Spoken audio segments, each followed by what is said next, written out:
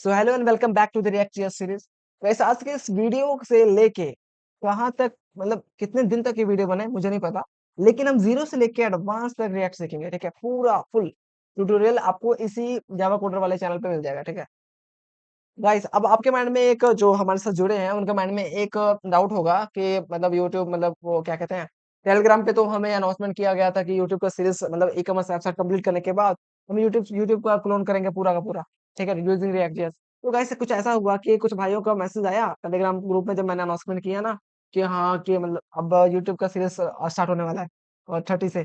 तो कुछ भाइयों का मैसेज आया कि भाई ठीक है, मतलब आप कर रहे हो यूट्यूब का क्लोन, ठीक है बढ़िया, एक प्रोजेक्ट और बन जाएगा। तो लेकिन उससे पहले जैसे कि ई-कॉमर्स वेबसाइट हमारा चल रहा था, ठीक है? तो सबसे पहले कह रहे थे कि भैया आप रिएक्ट जेएस पहले सिखाओ एंड क्योंकि उससे फ़ैमिलियर नहीं हो पा रहे हैं ना रिएक्ट जेएस से। तो रिएक्ट जेएस पहले मतलब काफ़ी आया है, ठीक है? React JS. तो मैंने पोल तो करवाया नहीं क्योंकि मेजॉरिटी मुझे उसी टाइम दिख गई थी। तो उस तब मैंने सोचा कि पहले रिएक्ट जेएस करवाऊँ पूरा फुल एंड देन उसके बाद हम प्रोजेक्ट की तरफ जाएँगे, ठीक है? तो हमने ई-कॉमर्स वेबसाइट तो कर ही रखा है पूरा, एक एक हमारा प्रोजेक्ट तो डन ही है, ठीक है? तो अभी से मतलब आज 31 है, ठीक है? आज से हम रिएक्ट स्टार्ट कर रहे हैं, ठीक है? अब आई डोंट नो ये कब तक जाए, 1 महीना तक चलेगा ही, ठीक है? ये वाला। तो इसमें हम बेसिक तो सीख ही लेंगे इसमें, बेसिक से एडवांस तक।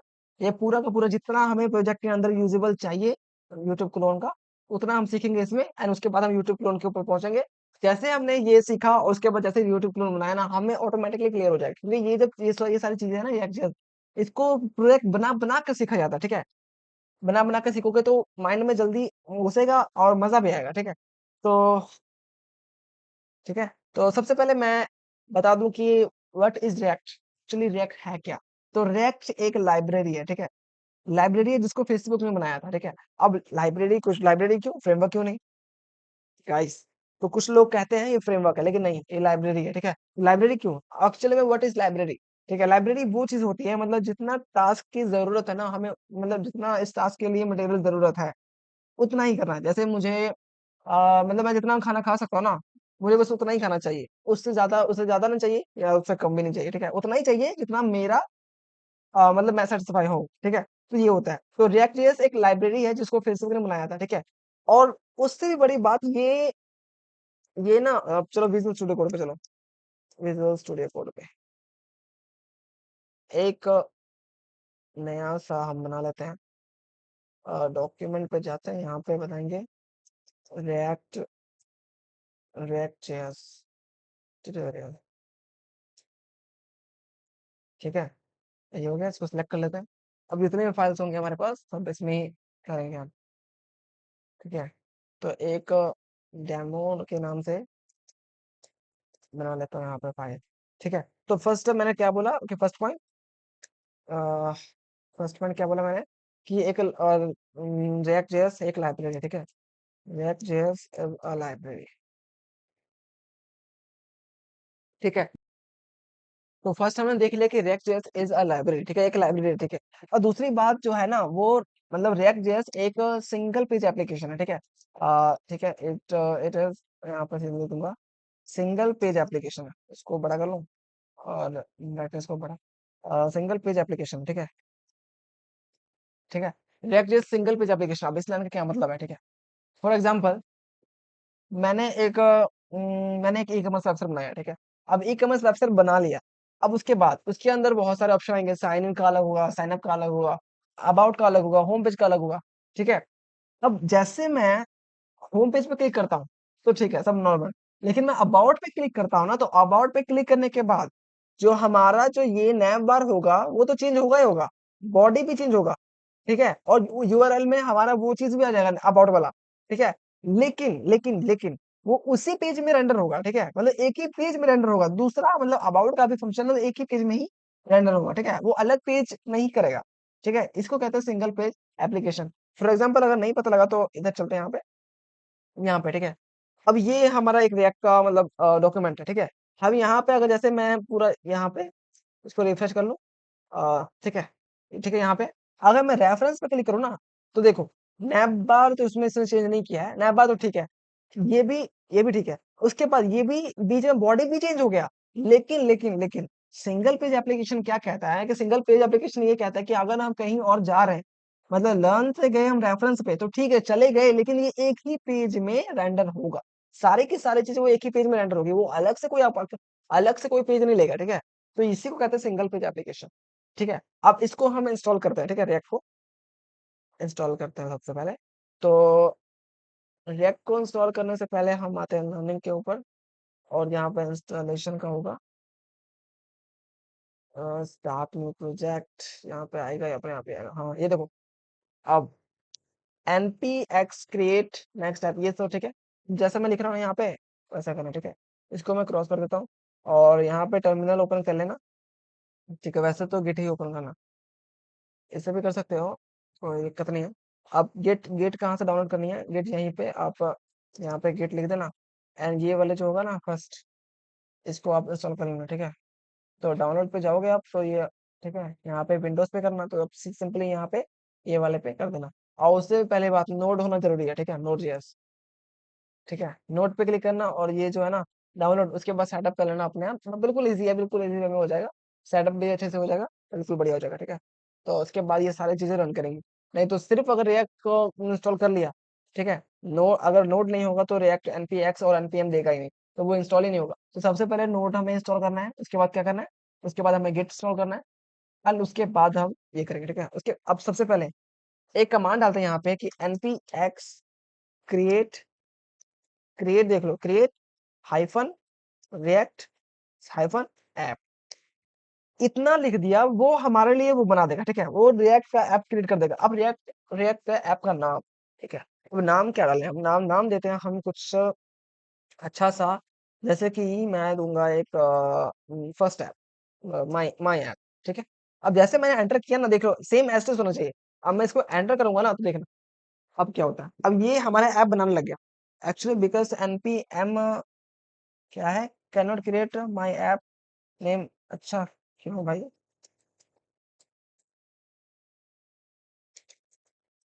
माई ऐप, अच्छा पता नहीं क्यों इशू आई थी, शायद मुझे लगा कैपिटल एम लिखा था इसलिए इशू आई थी, आई डोंट नो। पर सिंटेक्स वही है, बस मैंने एम को स्मॉल किया है, ठीक है। अब ये इंस्टॉल हो रहा है, हमारा हमारा ऐप को बना रहा है ये, ठीक है। अब इसके अंदर जो जो मटेरियल यूज होगा, ये देखो फाइल भी आ गया। अब पैकेज डॉट जेएसएन के अंदर हमारा एक नेम आ गया, वर्जन आ गया, और प्राइवेट मेट्रो है, ठीक है। अभी बहुत सारी डिपेंडेंसीज भी आएगी, बहुत सारी, ठीक है। तो हम थोड़ी देर वेट कर लेते हैं, ठीक है। और हाँ, इसके अंदर हम ये भी सीखेंगे कि रिएक्ट जेएस को टेलविन के साथ कैसे इस्तेमाल करते हैं। एक इसका वाइट वर्जन भी होता है, VIT वाइट वर्जन, ठीक है, रिएक्ट वाइट वर्जन का। सो वो थोड़ा मॉडर्न है ना, उसमें अच्छे अच्छे फीचर्स हैं, मतलब इसके अंदर। अब जो हमने मॉडल देखो, नॉड मॉडल इंस्टॉल हो गया, हम वाइट से भी करेंगे, ठीक है। अब यहाँ पे रिएक्ट डॉम भी हो गया, रिएक्ट भी हो गया, स्क्रिप्ट भी हो गया, बिल्ड हो गया, टेस्ट हो गया, बस होने ही वाला है। डिपेंडेंसीज ऐड हो गई सारी, हाँ ओके, ठीक है। अब ये क्या कह रहा है, ये कह रहा है कि we suggest that you begin by typing. अब इसको स्टार्ट करने के लिए अब ये क्या कह रहा है, npm स्टार्ट क्लिक करो। तो मैं कहूंगा भाई ठीक है npm स्टार्ट ना, तो देखो एरर आएगा। अब एरर क्यों आया, क्यों आया एरर, अरे भाई हम अभी रिएक्ट ट्यूटोरियल के अंदर है, इस फोल्डर के अंदर नहीं, हमें जाना है माई ऐप के फोल्डर के अंदर। देखो सारा चीज इसके अंदर है, इसके अंदर तो कुछ है ही नहीं, ठीक है। तो हमें जाना है माई ऐप के ऊपर, तो सीडी करके माई ऐप, और हम आगे माई ऐप के अंदर, तो माई ऐप के अंदर आ गए। जैसे माई ऐप के अंदर आया ना, इसको मैं थोड़ा अच्छा लगे तो इसको मैंने हटा दिया, npm run dev, ठीक है। इसको किया एंड देन क्लिक किया, जैसे हमने, अच्छा अच्छा अच्छा, npm start, start, ठीक है। और ये ठीक है रन हो रहा है, अब देखना ये अपने आप ही हमें एक ऐप बना के दे दिया। देखो अब ये लोकल होस्ट 300 पे ये कर रहा है, ठीक है, लोकल 300 पे कर रहा है। तो ये हमारा एक फुली माई ऐप बन गया है, ठीक है। और इसके अंदर जो भी चेंज करना है वो हमें करना है, ठीक है। और हाँ, मैं एक बात बता दूं कि ये जो रिएक्ट ऐप ना वर्क करता है कंपोनेंट्स के ऊपर, ठीक है। कंपोनेंट्स के ऊपर, जैसे कि मैं वही अगर मैं एग्जांपल लूं ई कॉमर्स वेबसाइट का, तो उसके अंदर बहुत सारी चीजें होंगी, जैसे कि बॉडी अलग हो गया, एंड अच्छा हाँ, बहुत अच्छा एग्जांपल है एक, कि जैसे हमने ई कॉमर्स वेबसाइट बनाया था ना, उसके अंदर जो हमने एक कार्ड का जो बनाया था, सॉरी, जो हमने एक कार्ड बनाया था आई मीन हर एक प्रोडक्ट का मतलब अलग-अलग प्रोडक्ट जो बनाया था ना जैसे कि मोबाइल का और दूसरा लैपटॉप का जो बनाया था, सिंपली इसको एक कंपोनेंट बनाएँगे हम, उसी को हम बार-बार यूज़ करेंगे, ठीक है? अब यहाँ पे कंपोनेंट का मतलब नहीं समझ आ रहा तो दिक्कत की बात नहीं है, वो समझ आ जाएगा। सबसे पहले इसको जो स्टाइलिंग पहले से ना ये सारी चीज़ों को डिलीट कर दो। डिलीट टेस्ट नहीं कर रहे हैं हम, इसको भी डिलीट कर दो। ये अभी एरर एरर आएगा इधर, तो कुछ टेंशन की नहीं है।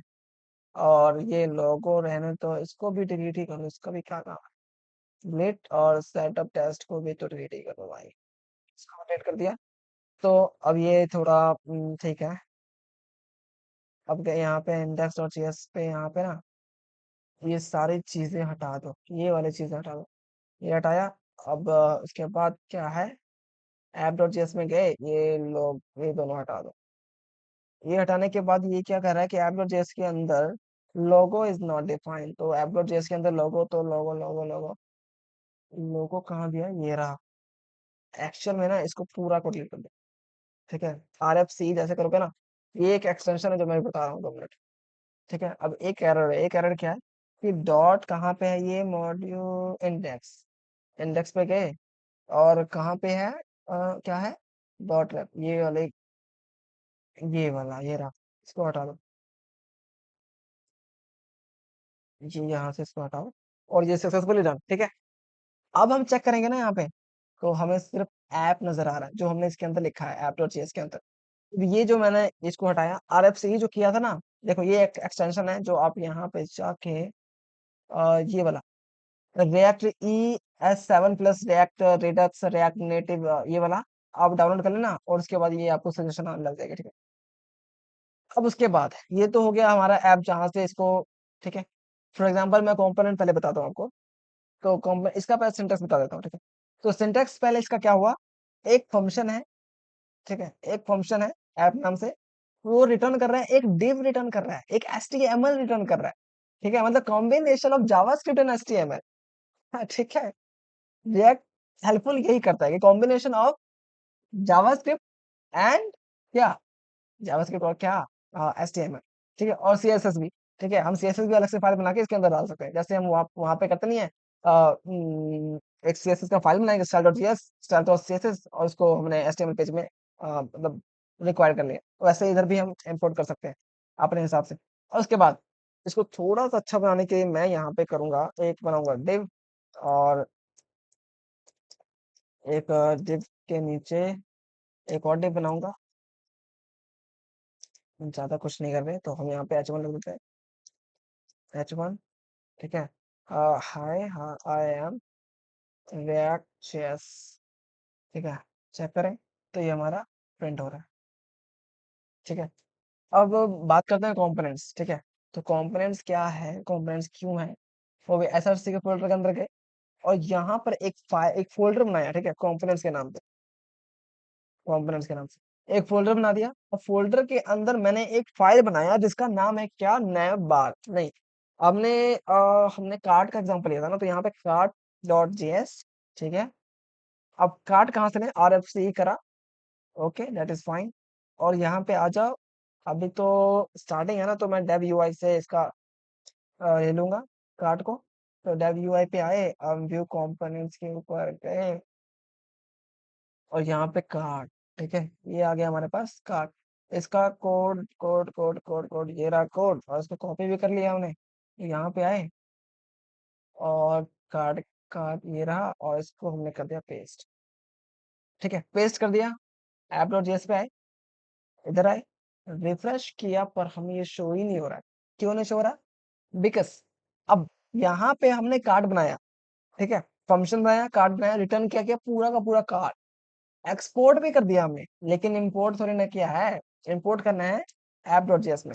तो इंपोर्ट कार्ड पे क्लिक किया, कंपोनेंट्स के अंदर है और उसके बाद कार्ड है, ठीक है। अब यहाँ पे हाई, यहाँ लिखा है ना ये हाई आई एम रिएक्ट, इसको हटा के मैं लिखूंगा कार्ड और कार्ड जैसे लिखा। अब अगर मैं जाऊँ ना यहाँ पे, तो मुझे कुछ दिखा है, क्यों नहीं देखा वो हम चेक करते हैं। तो क्या warning the card is economic because if under, okay okay, तो भाई गलती क्या है पता है कि फंक्शन का नाम ये जो रिएक्ट जो हमने इंस्टॉल किया ना वो कह रहा है कि फंक्शन का नाम हमेशा कैपिटल होना चाहिए। ठीक है, तो हम इसको कैपिटल कर देते हैं, फाइल का नाम जो भी है उससे हमें मतलब नहीं है, पर लेकिन फंक्शन का नाम हमेशा कैपिटल होना चाहिए। ठीक है, तो हमने कैपिटल कर दिया और यहाँ पे भी सी को बड़ा ही कर लेते हैं। सी सी हो गया और यहाँ पर भी सी को बड़ा। अब एरर तो फिर भी आ रही है, तो इसको काम करते हैं ना, इसको हटा देते हैं और यहाँ पे CART और ये डन। ठीक है, कार्ड ब्लैंक को कर दे। अब चेक करें जाके यहाँ पे, तो हमारे पास ये कार्ड रेंडर हो रही है। ठीक है, अब इसको रिफ्रेश किया ना तो ये एरर चली जाएगी। हाँ ठीक है, ठीक है, ये चली जाएगी। अब इसका थोड़ा ना वेब सर्च सेट कर दूं। चलो वो छोड़ो, हमें तो इससे देखना है। ठीक है, अब ये एक रेंडर हो रहा है, अगर मैं चाहूँ कि 5-6 कार्ड एक बार और आए, तो मैं क्या अलग से इसके अंदर ही मॉडिफाई करता रहूंगा? नहीं। तो ये एक कंपोनेंट है, एक कार्ड एक कंपोनेंट है। अब इस कंपोनेंट को मैं 5 बार प्रिंट कराऊं, 4 बार प्रिंट कराऊं, फॉर एग्जांपल ऐसे 1 2 3 4 5 6 7 8 9 10, 10 बार प्रिंट कराया मैंने, 1000 बार प्रिंट कराया ना, ये देखो कार्ड बन के रेडी। तो ये एक बेनिफिट है हमारे लिए, एक एडवांटेज है कि हमें बार बार चीजों को लिखना नहीं पड़ता, हम उस चीज को बार बार इस्तेमाल कर सकते हैं यूजिंग प्रॉप।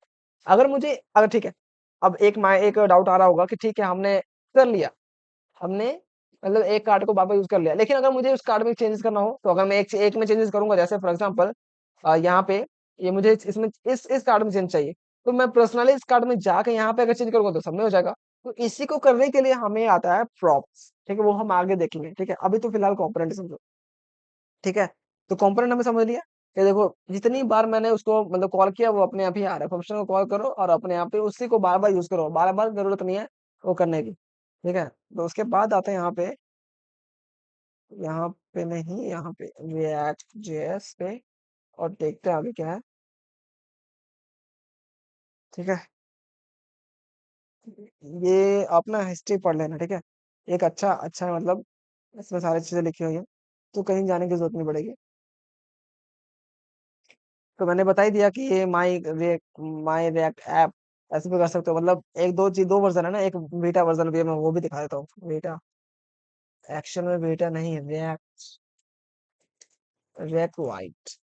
ठीक है, गेट स्टार्टेड पे क्लिक किया, और ये भी एक रिएक्ट को ही मतलब रिएक्ट की लाइब्रेरी मतलब लाइब्रेरी है इसकी। देखो यहाँ पे यहाँ पे लिखा होगा जावास्क्रिप्ट टाइपस्क्रिप्ट, ये देखो। अब इसको इंस्टॉल करने के लिए सबसे पहले इसको सीधा कॉपी कर लेना और यहाँ पे पेस्ट कर लेना। मैं करके ही दिखा देता हूँ। ठीक है, अब इसमें उसमें डिफरेंस क्या है मैं वो बताता हूँ आपको। तो हम इसके इधर से बाहर निकल जाते हैं पहले, उसके बाद सीडी नहीं करना, क्लियर करना है। हम रिएक्ट का ट्यूटोरियल के अंदर है, और इधर बनाएंगे एक फाइल mkdir, और उसके एक फाइल का नाम करेंगे कि वाइट ऐप के नाम से, वाइट ऐप के नाम से।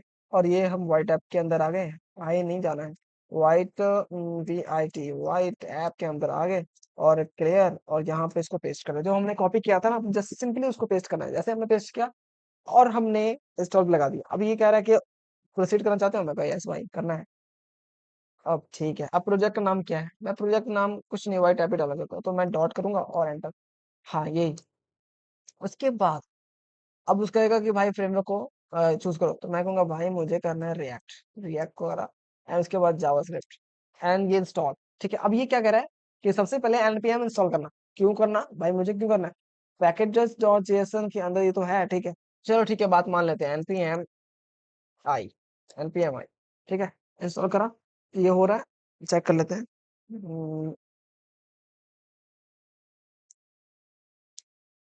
तो ये हो गया, हो रहा है मतलब।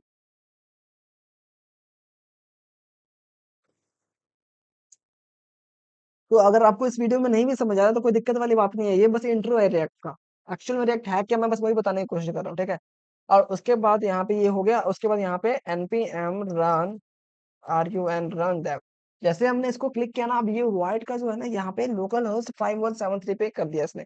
अब मैं इसको करूंगा यहाँ पे क्लिक, कंट्रोल प्लस। अब देखो ये न्यू वर्जन है भाई, न्यू वर्जन देखो कितना अच्छा दिख रहा है ना, ये मॉडर्न वाला है, वो पुराना वाला है थोड़ा, इसलिए। ठीक है, यहाँ पे वाइट प्लस रिएक्ट। अब मैं यहाँ पे अकाउंट पे क्लिक करूंगा तो कुछ होगा, कुछ हो रहा है। ठीक है, स्टेट चेंज हो रही है। अब स्टेट क्या होती है, यूज स्टेट क्या होती है, वो अभी जाने की जरूरत नहीं है, वो चीज हम आगे आगे वाले ट्यूटोरियल के अंदर कवर करेंगे। ठीक है, तो मैं इसको कट कर देता हूँ।